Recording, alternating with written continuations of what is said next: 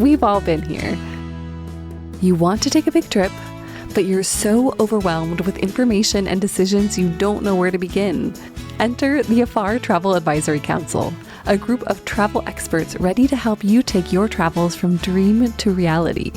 When you work with an advisor, you can count on expertise and a one-on-one relationship every step of the way, because it's about trust. From custom trip planning to providing 24/7 white glove service, advisors make it easy to travel with confidence so you can get back to the wonders of travel. Learn more and meet your advisor at afar.com/TAC.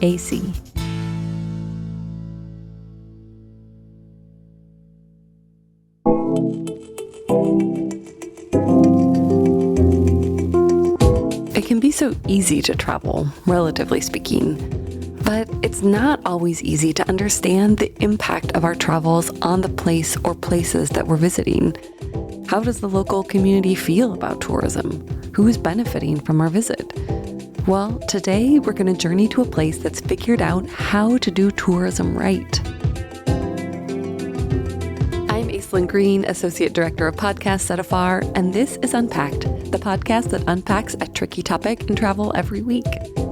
This week, you're going to hear from Paige McClanahan, host of the Better Travel podcast. Now, Paige is a journalist based in the French Alps who spent a good chunk of her career exploring the very issues we're going to dig into today. Issues like over-tourism, sustainability, and more. Last year, she traveled to Kerala, a state in southern India, because she had heard that it had radically transformed its travel industry, and she wanted to know how they did it.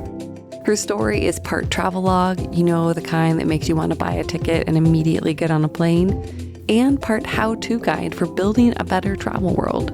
Easy stuff, right? Let's get to it.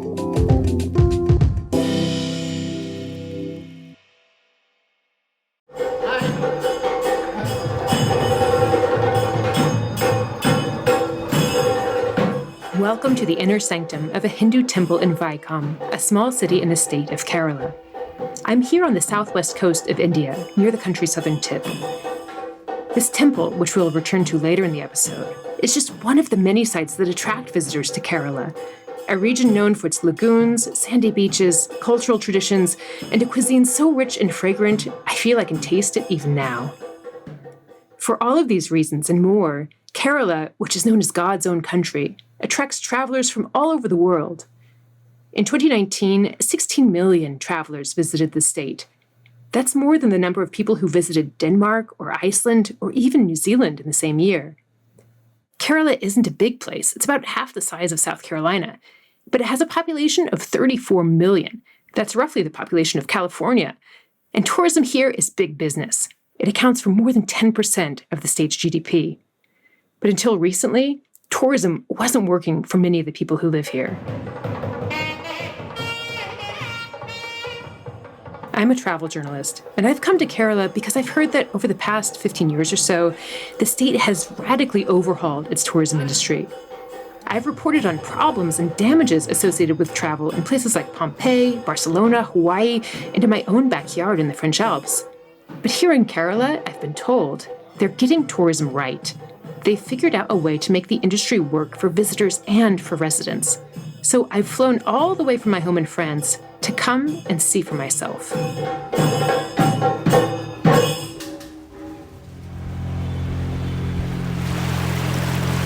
I'm cruising down a wide canal in a low-slung boat called a shikara. I'm with my tour guide, Sabu, a 50-something man with short-cropped hair and a thick mustache. Sabu is joined by Suresh, our driver, a soft-spoken man who is quick to smile at me from his perch at the back of the boat. Both men wear polo shirts paired with lungi, cloth wraps that they've folded so they hit just above the knee. Together, the three of us are heading toward a neighborhood called Aimanam, where I'm going to have what's called a village life experience, a popular tour for visitors that will take up most of the morning. But for right now, I'm enjoying the view from the boat. The canal is lined with dense, jungly forest that occasionally breaks for a view of a family home or a temple. When we cruise past a cluster of water lilies, Sabu picks one of the flowers and deftly weaves its long stem into a necklace that he places over my head. At our first stop, we pull up to a low dock, and the three of us climb out of the boat. Sabu leads me down a short path to a single-story family home that's painted a deep shade of pink. This isn't just any house. It's the home of Suresh, our boat driver, who beams as he introduces me to his wife, Ajita, who has stepped out in the yard to greet us. A few healthy-looking chickens are pecking around in the dirt by our feet, looking for a bite to eat. And all around us, the family garden is overflowing with flowering plants, shrubs, and trees that I don't recognize.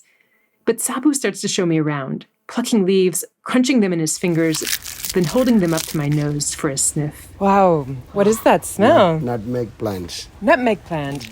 Nutmeg, wild ginger, turmeric, lemongrass, tamarind. Sabu shows me all of these and more. And of course, there are palm trees and lots of coconuts. At one point, Suresh passes me a pair of small bananas he has just picked, then plucks a coconut from a nearby tree and starts hacking away at it with his machete. He opens up a hole in the top of the coconut, then passes it to me so I can drink the sweet water inside. Amazing, thank you. We go back to the yard in front of the house, where Ajita, Suresh's wife, is sitting on a burlap sack on the ground. In front of her, there's a pile of rough brown fibers, all from coconut husks. Ajita then takes my hands between her own and helps me make some of the rope myself, which appears from between my palms like some sort of magic. I don't speak Malayalam, and Ajita doesn't speak English, so we communicate through smiles and gestures. Sabu sometimes jumps in with a translation, but we seem to understand each other just fine. After showing me the rope making, Ajita leads me inside the house. Grinning, she picks up one of her saris, a cream and burgundy one with sparkles of golden thread, and begins to wind the thick, rich fabric around my waist, then over one of my shoulders. She smiles at me, pleased. It could be a show, of course, but the warmth and delight that I see in their faces as they show me around feels genuine. It feels more like I'm visiting a new neighbor than participating in a tour. And thanks to the government of Kerala, Ajita and Suresh are also earning money by doing this. Later that day, I head to a nearby village called Maravanturutu. The village has seen how nearby communities have benefited from this new tourism, and now the residents here want to get in on the game. Kayaking as a travel activity is still in its pilot phase here. I'm actually the very first visitor to try it. Over the course of 1 hour in the water, Ajmal and I spot long-necked black cormorants, white egrets, slender gray herons, and eagles that screech from their perches in the trees high above us. At the end of the day, as the shikara boat putters back to my hotel, I ask Sabu what he thinks about tourism. He tells me that it's created jobs in his community, which has made a big impact. Sabu is 56 years old, and he's been earning his living as a tour guide ever since he left the Indian Army more than a decade ago, which means that he was one of the first people to join Kerala's experiments with responsible tourism. These days, Sabu sees young people getting jobs in tourism, and he thinks this is a good thing. It means that they can get a job in the village, and they don't have to move away for work the way they used to. Another benefit, Sabu says, is that it gives young people a reason to learn about and preserve their heritage and traditions. We're going to take a quick break.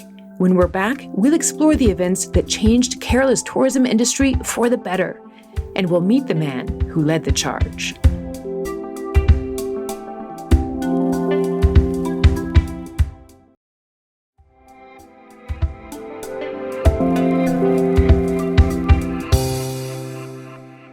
I come away from my village life experience absolutely fascinated. I want to know more about how and why this type of tourism developed here in Kerala. Fortunately, I have timed my visit with Dr. Harold Goodwin, the founder and director of the International Center for Responsible Tourism. Dr. Goodwin is also an advisor to the Kerala government, who reached out to him more than a decade ago when it became clear that the tourism industry needed to change. When they held the first international conference on responsible tourism in destinations here in 2008, it was clear that there were two major issues from the point of view of the communities. The first was the fact that they were gaining nothing economically from the tourism, and the second was the rubbish and so on which the tourism was leaving behind. So just 15 years ago, tourism wasn't a win-win situation here in Kerala. In fact, local communities were so upset with some aspects of the industry that they protested in the streets. But here's the thing, the government listened. What they did, which was incredibly smart, was that they decided they'd have an experiment 4 different villages. They'd try 4 different ways of increasing the benefit to local communities. And as a consequence of that, they learned a great deal about how to do it well. Kumarakoram, where we're recording this, was the village that did it best. So what's happening in Kerala is an exemplary example of how to make tourism benefit local communities, in part through the village life experience, and secondly, by creating producer groups. So bringing together groups of small producers of soft furnishings, food, bringing them together in small groups so that they could provide the volume of produce which the hotel needs. Dr. Goodwin tells me that the local village councils, called panchayats, have been deeply involved in setting the terms for how travelers experience their communities. This kind of a setup, where communities dictate the terms, is actually a pretty exceptional way of managing so-called community tourism, Dr. Goodwin says. In too many instances, he tells me, rich tourists pay to visit a village, but the residents aren't compensated, let alone consulted on how or even whether they want to open up their communities to visitors. In those cases, community tourism can look a lot like exploitation. But here in Kerala, there's good news to report, Dr. Goodwin tells me. The community-based tourism they pioneered in Kumarakom more than a decade ago is now in practice throughout Kerala and beyond. In 2017, the state government adopted responsible tourism as its official tourism policy. They even set up an entire office to manage that work across the state. Dr. Goodwin tells me that the person who now leads that organization, Rupesh Kumar, actually used to be one of the tourism industry's most aggressive critics. In fact, he was one of the citizens who, more than 15 years ago, protested the negative impacts of tourism in Kerala. Before long, the government hired him to help fix the problems. The history of Kerala responsible tourism movement is actually the history of confrontation to cooperation. That's him right there, Rupesh Kumar, the director of the state of Kerala's Responsible Tourism Mission. Kumar was born and raised in Kumarakom, and he still lives here in the backwaters, now with his wife and teenage daughter. Kumar tells me that he has seen a lot of changes to the state's tourism industry over the years. Kumarakom witnessed a lot of confrontation in between tourism industry and local community. During the year 2007, Kumarakom local self-government, that means local panchayat, passed a resolution. They informed the government that we cannot continue the support for tourism industry. Kumar explains that at that point, tourism in Kerala seemed to operate in isolation from the local communities. They didn't hire local people, and they didn't purchase their supplies from local producers. As Kumar tells me, not a single vegetable or egg or even a drop of milk was sourced from the farmers of Kerala. Everything was imported from other parts of India. At the same time, rice paddies were being filled in to make more space for tourists. So people were agitated that they became the victims of tourism development. For example, the whole waste created as part of tourism was deposited in the same place, and there were no serious scientific mechanism for waste management by the industry. So they became the victims. At the same time, the Kumarakom people lost their traditional livelihood activities like agriculture and fisheries, because paddy fields are pooled for the creation of hotels and resorts. Okay, such issues created a very serious conflict between tourism industry and the local community. We never fought against tourists. We have a demand that we need some involvement in tourism. The people spoke out, and the local government responded. They held that first conference on responsible tourism in 2008, which led to those first pilot projects for community tourism. They also set up producer groups to link local farmers and craft workers to purchasers in Kerala's tourist restaurants and resorts. And they reached out to Kerala's tour operators and travel agents and convinced 70% of them to actively promote the tours and activities of the responsible tourism movement. Rupesh says that this has really worked. A 2015 survey found broad community support for the tourism industry. Of the more than 2,000 local families who were surveyed, only 6 reported that tourism had only a negative impact on their household. Now, Rupesh is working to help other governments in India learn from Kerala's experiences. We can replicate this model in India and the world. because this is a process with various types of experiments. Some of our experiments failed. That is also a case study. Madhya Pradesh Tourism Board already have signed with us. We have an MOU with them, and they are implementing it their own way very well, and we are supporting them for the cause of mutual benefit, for the cause of transparency in tourism. The more I see of what's working in Kerala, the more I ask myself, can this model of tourism be replicated in other places? The answer, it seems to me, is yes. Governments in South Africa and the Gambia are already exploring similar approaches. The village life experiences, the producer groups, the partnerships with hotels and resorts, travel agents and tour operators. But one thing seems to be underpinning it all, which might not be that easy to replicate. Effective and responsive government. With tourism, just like with any industry or any kind of human activity really, it's just a matter of time before problems crop up. The important thing, and what happened here in Kerala, is that leaders listened to residents' complaints, and then they took action. For my last day, I've signed up for another village life experience. This time, I'm heading to Vaikom, a small city that takes about half an hour to reach via tuk-tuk. And it's here that I get to visit the Hindu temple, the one we heard from at the top of the episode. The whole complex covers 8 acres in the center of the city. It's made up of a massive gravel-covered courtyard, surrounded by high walls on all sides, with the temple building itself and its fat white pillars and orange-tiled roof sitting right in the middle. My guide here is Sundarasan, a short, lean man in his 50s. He meets me at an appointed spot on the side of a busy road, just by the temple's north gate. But we're not ready to walk inside just yet. Sundarasan first leads me to where he has parked his motorbike and pulls out a heavy cloth wrap from a well under the seat. I'm wearing a dress that falls below my knees with black leggings underneath, but I need a longer wrap to enter the temple, he says. So I use the cloth to make a skirt so long that it grazes the wet road. Then he tells me to take off my shoes, which he stashes inside the seat of his motorbike alongside his own. And then we walk together, barefoot, along the wet, mud-spattered road to the entrance of the temple.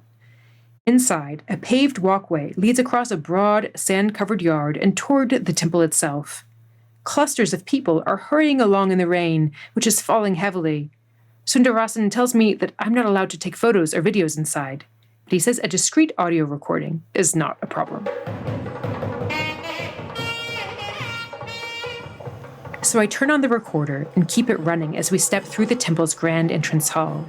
We walk past bare-chested men playing drums and a type of long, reeded instrument that I've never seen before. We pass into a sort of inner sanctum where men and women worshippers cluster in small groups, some near a golden statue of a deity, others next to a towering structure of lamps. Sundarasan leads me to the edge of the square inner courtyard, to a man who dips his finger in a bowl of ash, then leaves an imprint on my forehead. This mark, Sundarasan tells me, will protect me from evil. As we move through the temple, I learn that it's famous for more than its connection to Hindu deities.